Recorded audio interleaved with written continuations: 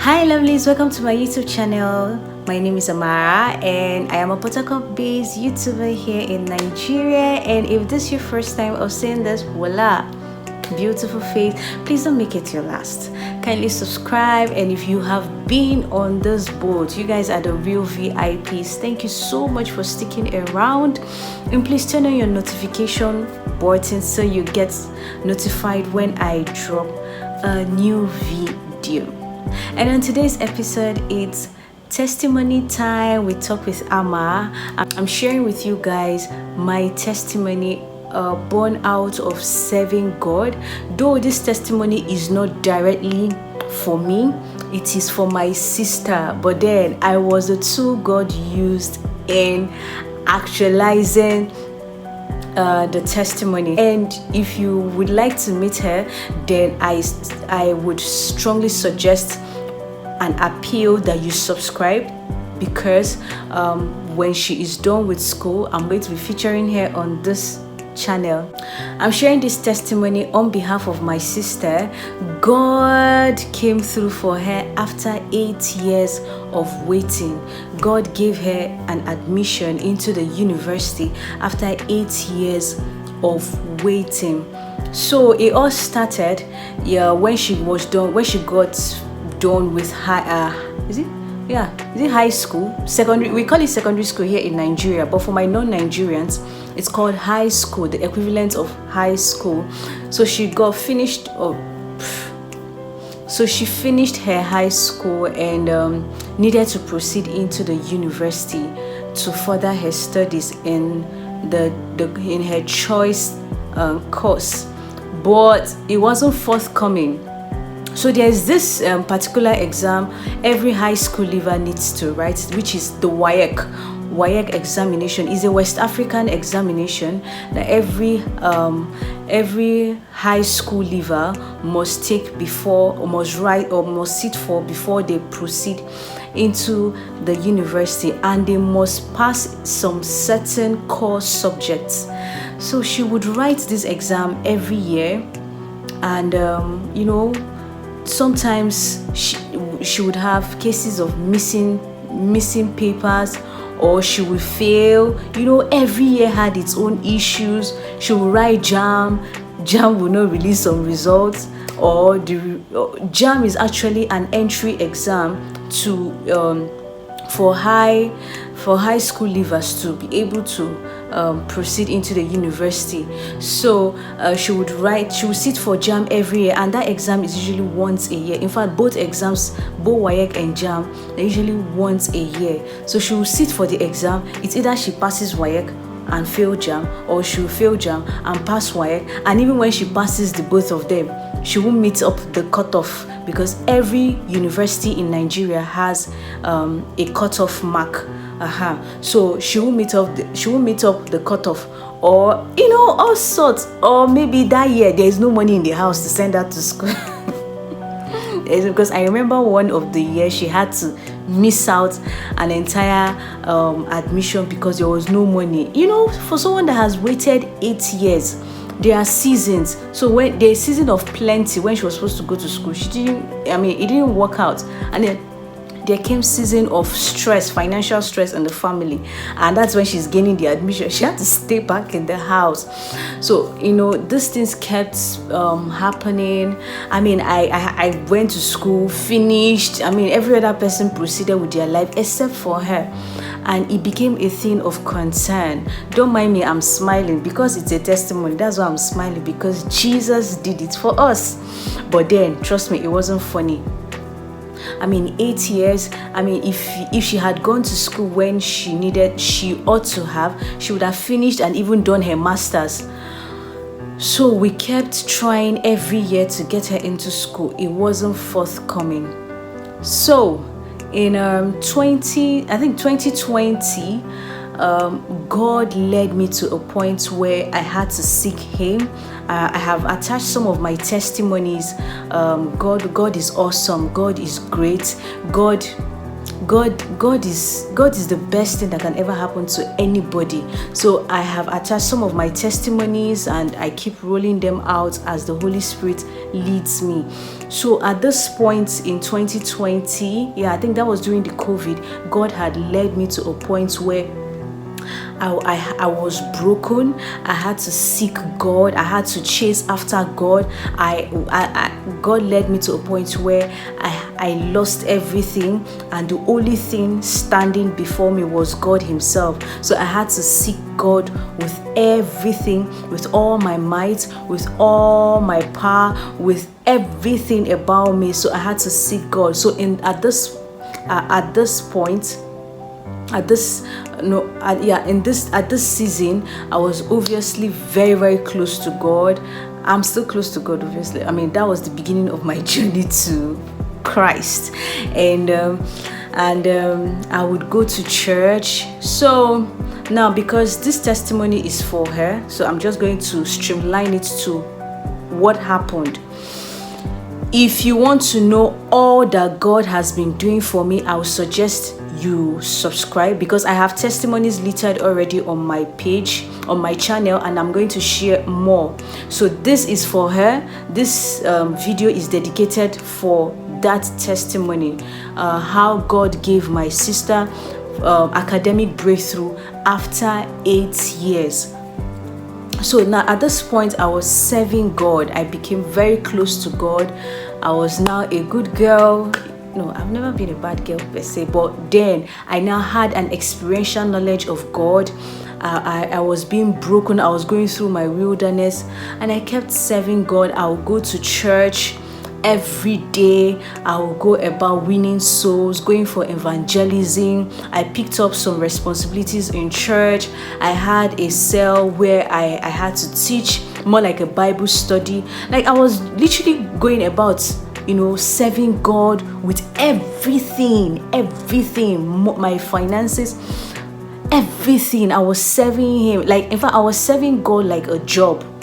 I was serving Him like that was morning to night. That was all I was doing. Going to church, winning souls, making calls for new converts to come to church, preaching the gospel, praying kingdom advancement prayer, paying my tithes. I was doing everything I could, and I'm still doing them now.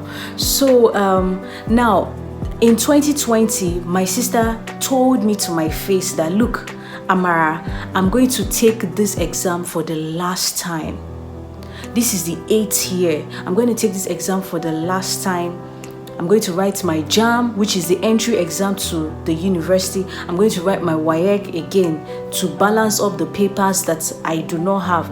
And if I don't gain admission, forget about it. I will never go to school again. I am not interested. I will never make any attempt. I will just move on with my life and just know that education is not for me. I felt bad because she's my only surviving sister. She's the only sister I have. She's my only surviving sister. I felt really, really bad. I see her mates on Facebook that have graduated already from the university, and I understood she made that statement to me out of pain, frustration, and she was tired. Do you know what it is to write an exam for 8 years? Every year you keep writing, money is wasted, emotional stress, the psychological stress. I mean, she didn't even have a life. Like, it felt like she was backward. It felt like she was not even destined to go to school. Everyone in the house has moved on except her. And this kind of thing, the stigma of when everyone is progressing with their lives and you're not progressing. So when she said that, I felt her pain.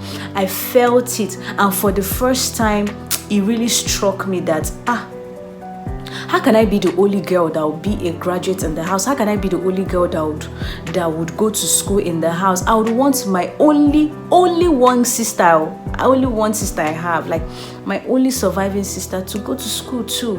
And she's very intelligent. Oh my God, she's very brilliant. When it comes to academics, she's very brilliant. She's very, very brilliant. And I couldn't imagine her wasting. But at that point, I didn't know what to do. All through the years, we had tried to get her into the university, but it wasn't just working. it's either one thing or the other. One paper, she will fail one paper, or one paper will be missing, issues here and there. Or better still, the university will want to apply for will not increase their cutoff mark, and she will not now meet it. Like, too many issues. So at this point, I didn't know what to do. I felt bad. I really felt bad. I mean, she's my blood. I felt bad. But then, I had nothing to offer. I didn't have connections. I didn't know what to do. And I never for one day prayed about it. In that year 2020, while I was reinforcing my relationship with God, building my relationship with God, I didn't pray about it because I had spent 8 years praying about it and it got me nowhere. So why should I pray again? So I did not pray about it. So I continued serving. So she wrote JAM and she wrote WAEC, and so she made her WAEC. Yeah, she made her WAEC. So everything on the part of WAEC, it was okay. Now she wrote her JAM and she passed. She passed well. She passed well. I don't know if you're in Nigeria, you understand what I'm trying to say. She passed, but we did not know at that point what the cutoff mark is for the university she was applying for, because they usually will release their cutoff marks after you have written JAM. So we did not know what the cutoff mark is. So when she told me her results were out, it was good. Well, like I said, there was nothing any of us could do. We just, in fact, everyone in my family had given up. I was just the only person that was concerned about it. Everyone, my parents, nobody was even talking about it again. So I was just the only person that stood in the gap. I think God just wanted, at that season, God wanted me to stand in the gap for so many things that I didn't pray for them, but He just needed my service. He needed my time. He needed me to advance His kingdom according to the book of Matthew 6:33, so that every other thing that is an issue of concern in my life will return to a testimony. So when she wrote the exam, I had so where the university she applied for is a university in a different state. In fact, it's a university in an area where I had done my youth service. This testimony, I'm sure I'm going to do a part 2 of it, because there's something. In fact, God is a mysterious God. Now, I'm in a different state. I'm in Port Harcourt. So I had this friend here in Port Harcourt that works with the university. So here in Nigeria, almost every state in Nigeria has a university. So the state where I'm in, Rivers State, Port Harcourt, has its own university. She is in Delta State, and Delta State has its own university. So almost every state, I think 90% of all the states in Nigeria, has a federal university and a state university. Almost all of them. So she was to go for Delta State University, and I was here in Port Harcourt. So I had a friend who works with University of Port Harcourt. That's the university here in Port Harcourt. So I told the guy, like I told my friend that, look, my sister has been looking for admission for 8 years now, and I want to pull every string possible to ensure that she gains admission. God is a humorous God. God is a humorous God. And my friend was like, oh wow, he works with the registrar, and he was like, wow, that's good. She should go online and apply to Uniport. Like, she should do change of university. So there is a room for you to change your university. Remember, she had applied for Delta State University, which was where I served. And I did a lot of God's work in that state. I was always going for rural ruggeds, NCCF, going to villages to preach the gospel. So that's a tip of the part 2 of this testimony. So, and I'm here in Port Harcourt. So my friend was like, oh, no. She should just change the university from Delta State University to University of Port Harcourt. And the cost of changing the university is online was 4,000 naira. I mean, 4,000 naira is not even. It's not even up to $5. 4,000 naira is not up to $5. Guess what? I did not have 4,000 naira to give my sister. Remember, nobody in the house was interested. And for some reason, there was this spirit of lack that was just ravaging even people or uncles and aunties that we thought would come through. There was just, everyone just kept complaining they didn't have money, they didn't have money, they didn't have money. Me, her number one fan, all of a sudden, I didn't have 4,000 naira to give to my own surviving sister to be able to change to Uniport after waiting for 8 years, because I have someone that could help, and I didn't have 4,000 naira to give her.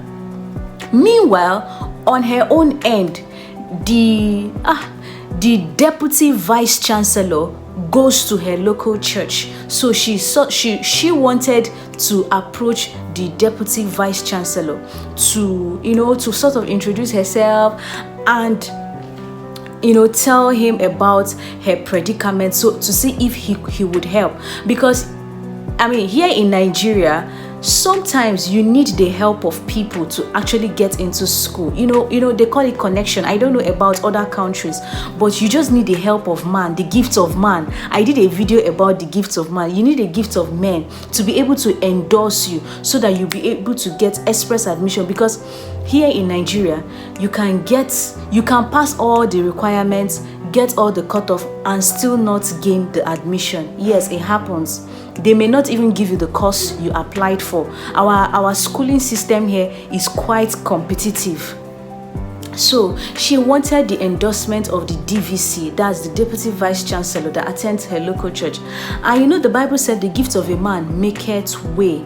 The gift of a man maketh room for him. You cannot approach the DVC empty-handed. So Nigerians will understand what I'm trying to say. You need to go with the gifts that will make way for you. You need to go with money. You need to package some money in the envelope, to take to him and things like that. Now, between the money we're going to give to the DVC and 4,000 naira, which is even less than $5, which one do you think is even lower or lesser? Of course, the 4,000 naira. But I didn't have it. I was so broke. Hey God. In fact, I had money. I had money prior to that time. For some reason, I don't know what happened to the money. My money finished. I didn't have a pin to give to my sister. We didn't have money to do a change of course. We also didn't have money to even approach the DVC to help us. So it was now a thing of faith. We had to faith it out. Me, I wasn't actively faithing anything out. I don't know about her. I was not actively faithing anything out. It wasn't my problem. It was hers. I was concerned, but man, I was too overwhelmed with so many things. Remember, I was going through my own phase. I was going through a lot of shege. I was going through a lot of stress, and God was dealing with me in that wilderness. So I didn't want to now add that to my burdens. God already knew that it was a concern, but I didn't want to wear it on my sleeve. So what I did was just to focus on serving God. I kept serving. Do you know, even that my friend had to approach me after some days, and he was like, Amara, what happened? Time is going. You've not done the change of course. You've not done the change of university. What's going on? I had to tell him that we've changed our mind. It's not that we changed our mind, we just didn't have the money. And again, not everyone was interested, because after 8 years, everyone gave up. So I was literally the only person she could talk to, and I was the only person who still had an iota of interest and concern. So we didn't have money to change the university. We also didn't have money to bribe. Let me put it that way, bribe to be able to help her into the university. And also, the university in question is not even her catchment area. Like here in Nigeria, you get admitted if you're most likely to be considered for an admission in a university if you are an indigene of that state. So Delta, we are not from Delta State, so she is not an indigene. So you see, the odds were against us. No money, we are not indigent, it's not even our catchment area, we are not even sure of getting the cutoff mark. The odds were against us. Little did we know that God was working behind the scene. God was working behind the scene. I kept serving. It's also a reminder that God rewards. Matthew 6:33. As I'm making this video, I'm also in the season of serving tirelessly. And recently I got so overwhelmed and the Holy Spirit prompted me to make this video. I kept serving tirelessly. Oh God. I served God as though it was a job for me. I was engaged with activities, fruitful activities. My spiritual life was also growing. A lot of changes around me. I never for one day prayed about it. Look, I was so overwhelmed in that season with too many problems that if I wanted to pray, by the time I'll finish praying for myself, I won't even have the strength to pray for my sister. Yes, I had so many issues to deal with, I personally. So she was even secondary. Her issue was secondary to me. I kept serving. I prayed kingdom advancement prayer. I prayed for the establishment of God's spirit and glory here on earth. In fact, I prayed the Matthew 6:33 kind of prayer. I sought God's kingdom and his righteousness. I paid my tithe. I was consistent in my fellowship with God, studied the word. I preached the gospel, won more souls into God's kingdom, gave. I shared the little I had with the poor. I did everything I could do. Even though there were days I gave up on my faith. There were days it felt like nothing was happening. There were days it felt like God had forsaken me. So I kept at it. Do you know, in the midst of lack, in the midst of all the odds being against us, my sister just called me out of the blues. She just called me and said, Amara, guess what?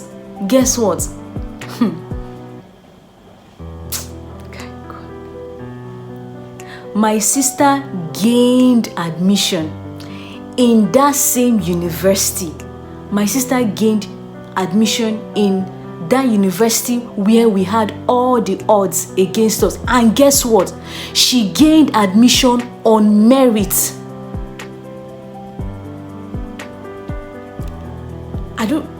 A Nigerian watching this video would understand what I'm saying. Like, she gained the admission on merit. We didn't have to bribe anybody. We did not pay anybody.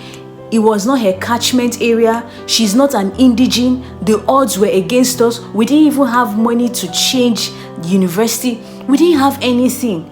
For the first time after 8 years, after 8 years of trying, after 8 years of giving up, just in the midst of going about God's business, God showed up. I did not pray. She did not pray. My sister had already told me initially that she was not going to try again. And I did not pray because I had my own issues. God showed up. God gave my sister admission. After 8 good years of trying, on merit. In fact, do you know what it is for your name, for a person's name to be on merit? It means that they earned it. It means that they are the best. She gained admission from JAM. JAM gave her admission. It wasn't even the school. JAM is a body responsible for I don't even know how to explain it. JAM is a body in Nigeria responsible for taking in, for admitting students into the university. So I don't know how they do it, but it's a government body. So they are responsible based on your mark, based on your performance. They give you the course if you're worth it, if you merit it. So her name was on the merit list, not supplementary list, merit list. Her name was on the first list, and she was the number 4. My sister gained admission without any bribe, without having to pay any money, without anything, on the altar of service. The Bible said, I sought for a man to stand in the gap. I found none. I stood in the gap unknowingly and unconsciously, breaking barriers for my family, for her, and for even these, I'm going to, of course, this testimony has a sequel. Things I didn't even pray for actually happened in that season because I was serving. I made God my project. I made God the only being I was living for. God was my job. God was my craft. God was my business. Everything about God was my job. And as I was doing it, God was taking care of everything that I know I could not have possibly prayed for. I don't even have that patience to be praying long prayers. I hate long prayers. I don't like it, especially when my faith is small that I don't believe that it will happen. I never prayed for it. And this testimony came within 2 months, just 2 months of serving God. And she gained admission. God raised financial favors. As I'm speaking to you, my sister is currently in her 3rd year. She's in her 3rd year. I think she's about writing her exam. So she has 1 more year to go to finish. What a good God. What a good God. I'm going to be featuring her on this channel. When she comes back from school, I'm going to feature her on this channel. Now, this video is to encourage someone out there who is believing God for something, who is trusting God. God will do it. Imagine if we had money to bribe. I won't be here to share this testimony. Imagine if I had that $5, that 4,000 naira to change the university into this, to change her university into the university that is in my state, and so that my friend can help her. Who knows? Maybe she wouldn't have even gotten it, and it would have costed me more money because I will have to bribe my friend. I will have to give him some thank you for helping me sort of money. I mean, God made everywhere dry. God made sure I was broke and everybody lost interest, so that to show his glory, that he is the I am that I am. There is nothing impossible for God. The Bible says with man it's impossible, but with God all things are possible. God showed up. My sister will soon be a graduate. But to think of it, how could I have possibly been the only female graduate? We are not much of girls in my house. We have more of guys, so we're just 2 girls. How could I have been just the only female graduate? And anytime others are talking, she will feel withdrawn. Now, if you see her, she's so happy. 1 more year to go. Oh God, guys, people should pray for her. 1 more year to go. The devil has really fought against her. The devil really tried to mess her up, but God has always been there defeating the devil. Recently she had a surgery, and she's fine, she's well, she's okay, and I'll feature her on this channel. So please do me well to subscribe.